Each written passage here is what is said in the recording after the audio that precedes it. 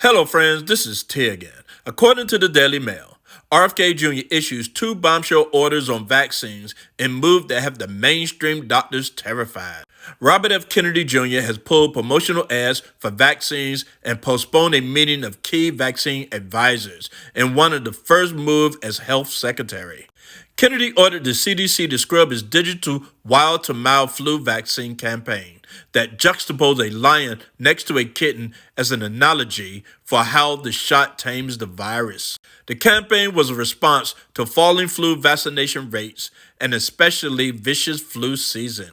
But Kennedy wanted the CDC to move away from nudge tactics and focus its vaccine communications on informed consent, which involves telling the patient the medical risk and benefits and letting them come to their own conclusion. Meanwhile, the year's first meeting of the CDC influential panel of vaccine experts has been delayed indefinitely, making the first time the meeting has been postponed in over 40 years, except for during the emergency COVID pandemic. The Advisory Committee on Immunization Practices was due to meet next week to discuss its recommendations on shots for COVID and other viruses. The orders, which come at the tail end of Kennedy's first week as Secretary of the Department of Health and Human Services, have sparked worry among some health professionals.